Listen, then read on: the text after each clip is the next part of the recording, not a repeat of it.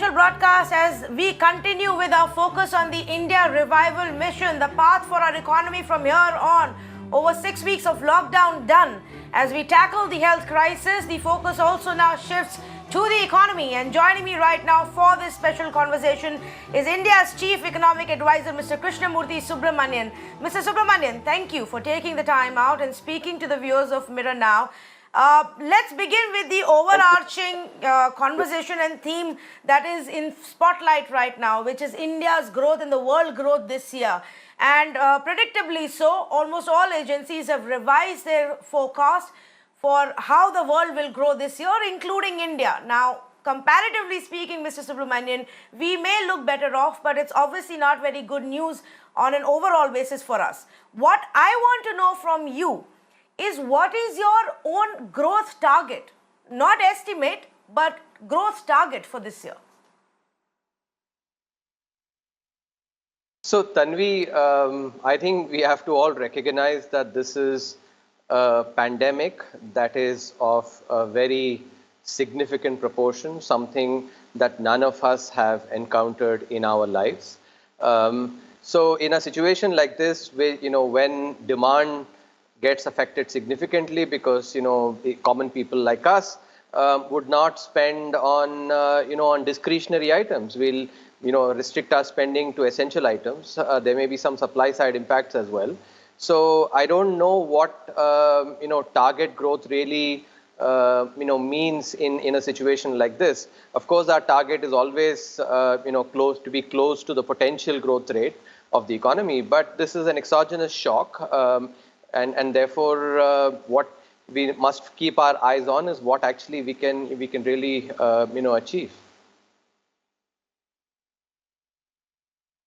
Okay, so let me ask you this then, Mr. Subramanian.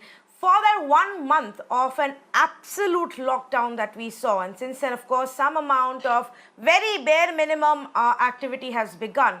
But for that 1 month of lockdown, what is the estimate that the government is looking at for the rate of growth for the period that's already gone by? See, for that, actually, we'll have to wait for the actual numbers to come. And we've analyzed, for instance, data from the GST and the e-way bills, etc. If you look at on average across all states, all sectors, if you take the economic activity before the lockdown started, it seems like on average the activity is about 40% of what it was. This the data shows, both e-way bills and GST data. And a lot of it is focused on more essential items. But when the actual GDP figures come in, these will get revealed better.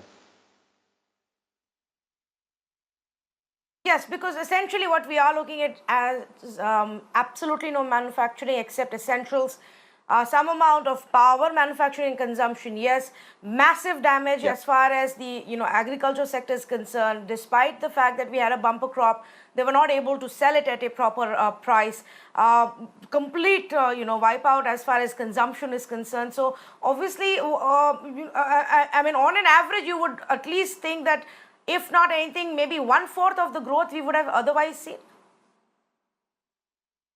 No, that's what I was saying, right? The data seems to suggest that if you actually take the levels that prevailed, levels of economic activity that prevailed before we went into the lockdown, during the lockdown, actually, so of course, correct, after the third phase, activity has picked up. For instance, across all states, immediately after the lockdown, the trough was hit, and the data shows very clearly. After that, it slowly picked up and has picked up more in the third phase, and now we're about at between 35 to 40% of the level before the lockdown.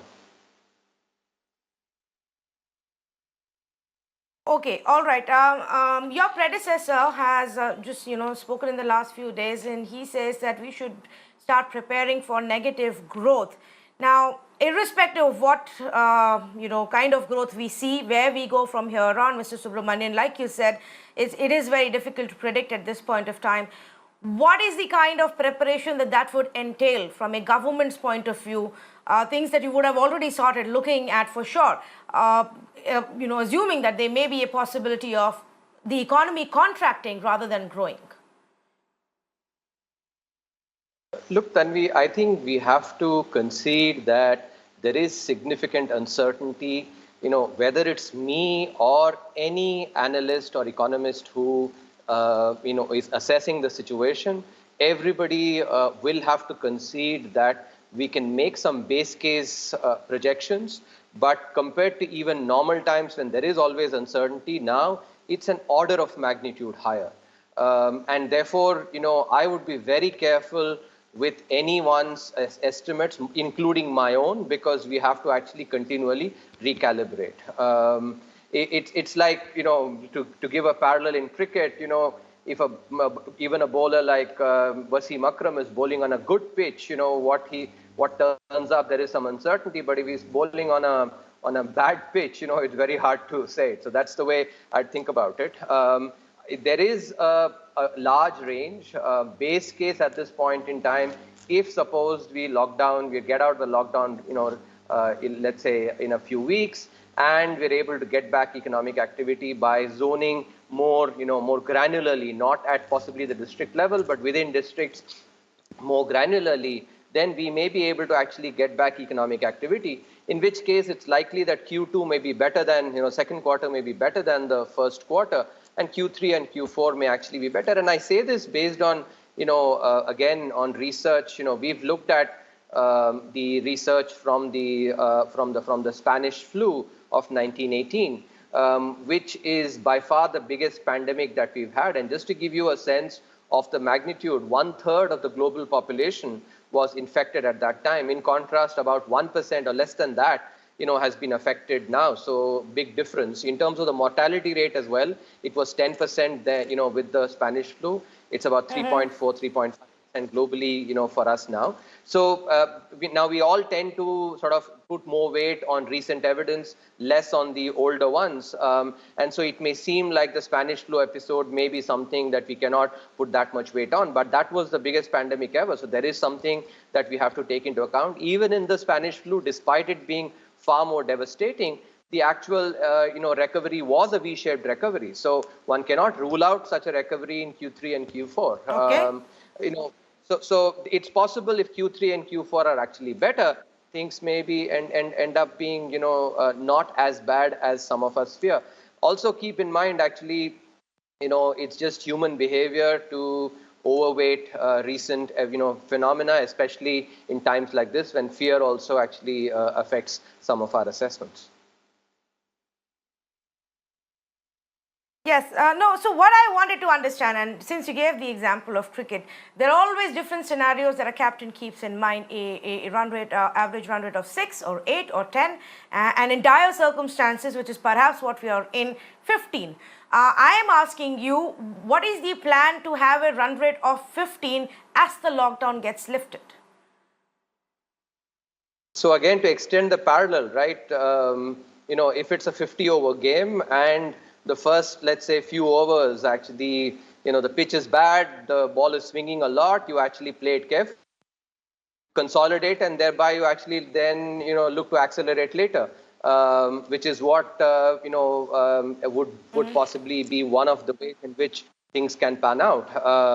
Just because you had a few bad overs, there are many teams that actually accelerate later as well. So, people may make the assessment, because you're scoring at a lower rate, you're playing carefully, just extrapolate from there and say that, this is what the amount of runs are going to be. But that is where actually the uncertainty has to be kept in mind, and things may be a little different. So, undeniably now the pitch is difficult, and metaphorically the ball is swinging a lot. So we have to be careful and keep our wickets in hand so that we can actually accelerate later.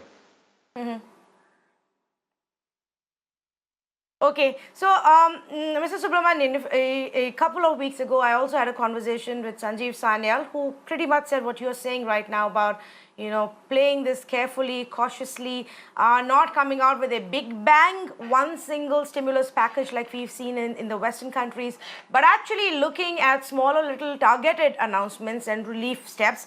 But he did tell us that those will be ramped up soon. That's also something that you said in an interview about a week ago, that the relief announcements will come out soon. Now, I'm wondering what's the definition of this soon, because now it's 11th of May.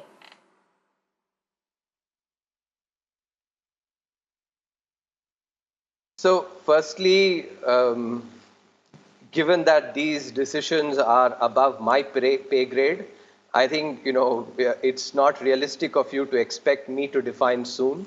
I can still continue to say, soon. Yeah. And hopefully, in this, I cannot define soon for you or for the viewers, unfortunately. Now, in terms of the package itself, I've said this before. You mentioned about the advanced economies. I have clarified that we need to look at the numbers carefully. For instance, the 15% of GDP that is mentioned in the United Kingdom includes substantial amount of loans, about 350 billion pounds of loans, the actual cost of which is going to be lower. So we have to make sure that we actually, do the comparison properly, and also take into account some of the realities that India faces, which are different from some of these economies. Okay. One development, Mr. Subramanian, that we've actually seen in the last few days, and isn't directly related to the center, but it's actually few of the state governments that have done the changes in labor laws that have actually been brought in by Uttar Pradesh, Madhya Pradesh, and Gujarat. Even Rajasthan and Punjab, to a certain extent, have brought in some changes. Now, in the Eco Survey this year, you wrote that India has unprecedented opportunity to chart labor-intensive export trajectory, similar to the one that is in China. Do you see these changes in laws that are being made by states and being sold by states like UP to say this will, bring in some more investment? Are these a logical conclusion to the suggestions that you made in the survey?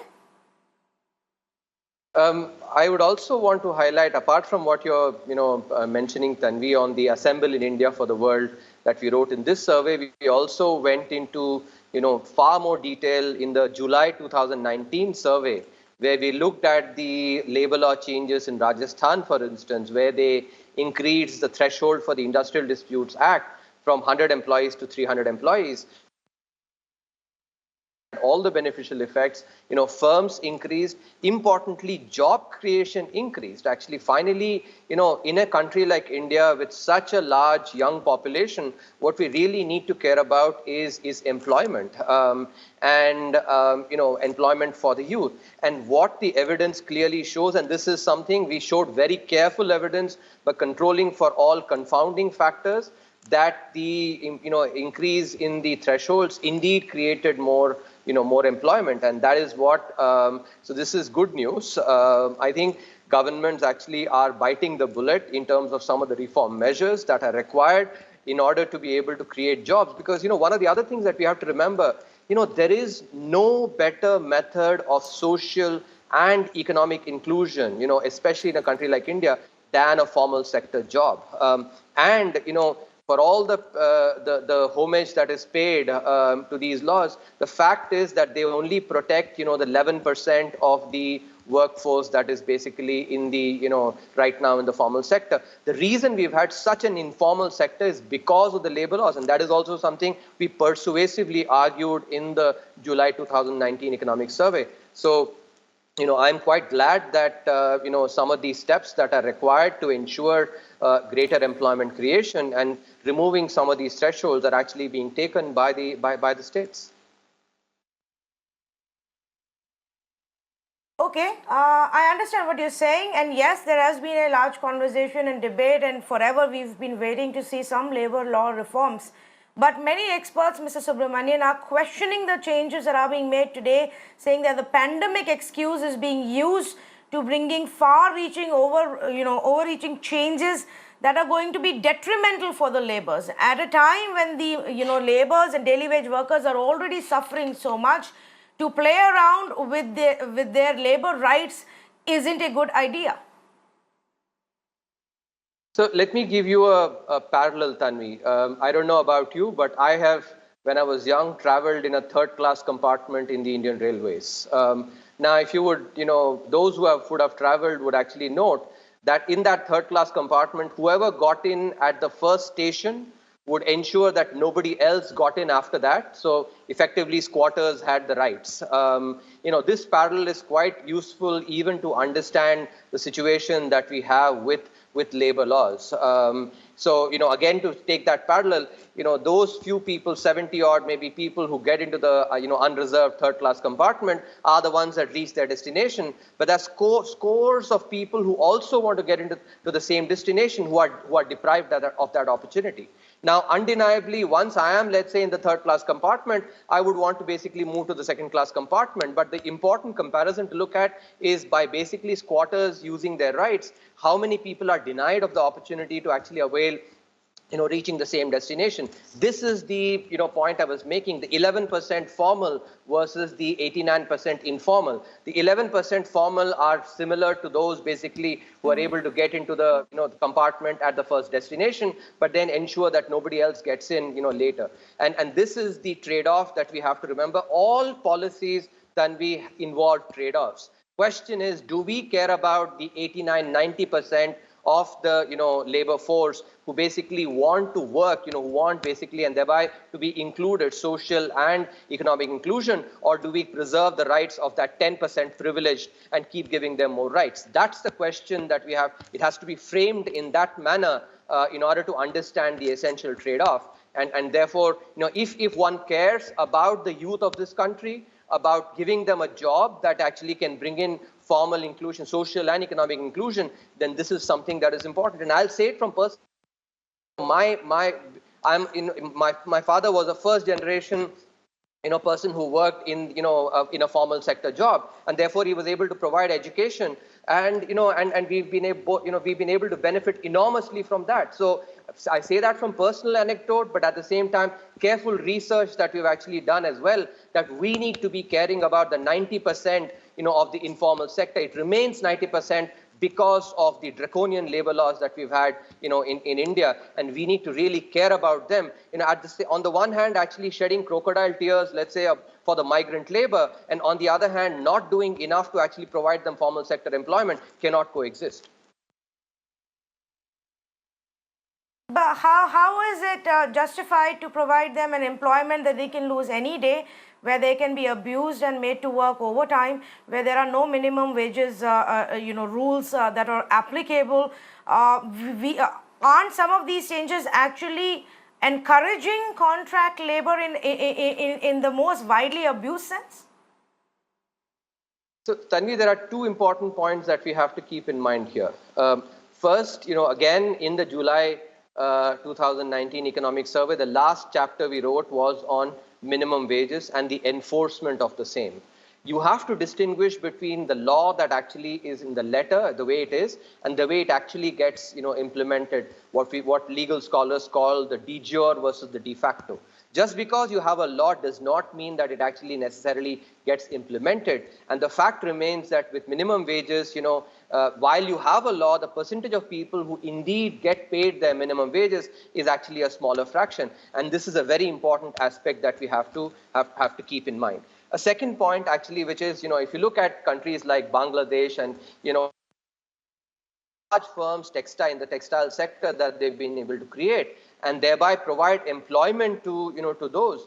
That is an important point to keep in mind. If you think about those who actually don't have a formal sector job, what will they want the most? They would want a job in the formal sector, because that gives them actually the social and economic inclusion. And last point being, and I'm sure all of us in our own organizations, there are people who work with us, who report to us. None of us wants to let go or actually subjugate someone who's an excellent worker, right? This is also something that we have to keep in mind. So, there are important trade-offs involved here.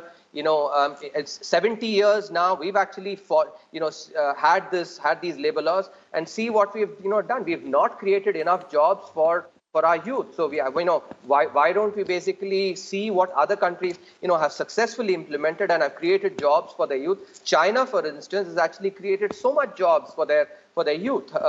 We need to do that as well. I think it is both a moral and an economic duty. Yes, I understand what you are trying to say here, Mr. Subramanian, but I'm sorry, I'm a little stuck here.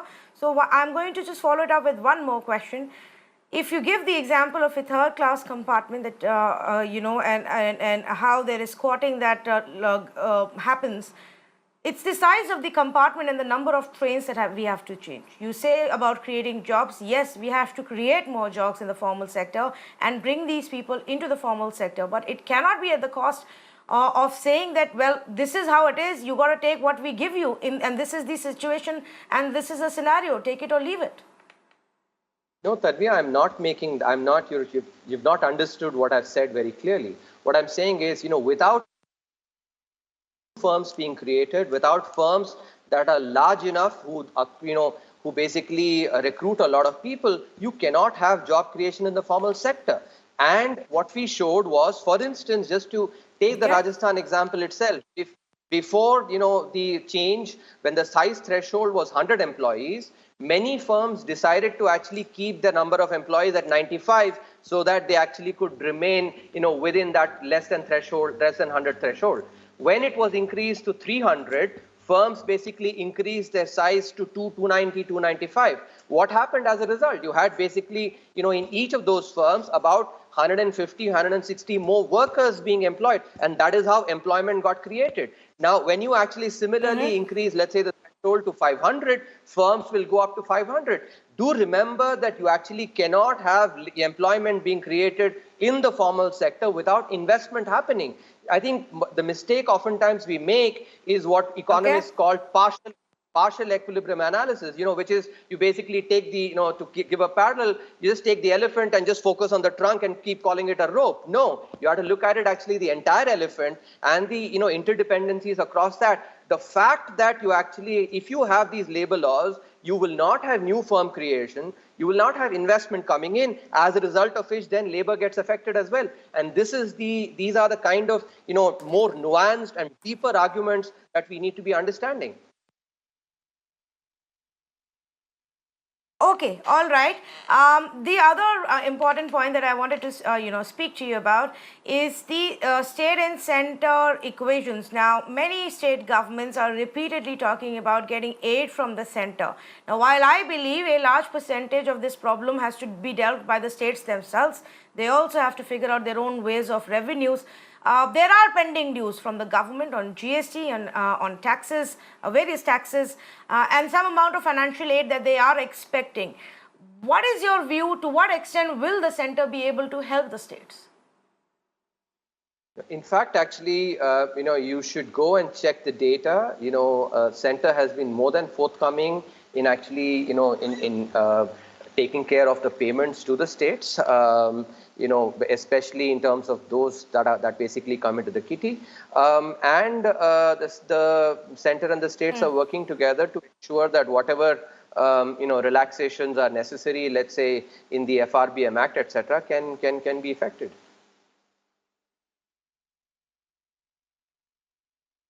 All right, and Mr. Gadkari was with us, and he a couple of days ago, and he mentioned that he's raised the issue with the Finance Ministry about GST reimbursements and even income tax dues that are pending to his transport and MSMEs, more importantly MSME industry. Mr. Subramanian, everybody knows MSME is the biggest concern right now. What steps and when can we expect them from the government? These are part of the measures that are being considered in the stimulus package. And when you hear about the stimulus package, you'll hear about this as well. Okay, thank you so much. We are hoping that we hear about the stimulus package soon. In fact, the conversation is very quickly already moved from how big it will be to when it will be. So hopefully soon. Mr. Subramanian, I appreciate the fact that you've taken the time out to answer our question. Thank you so much for joining us on Mirror Now.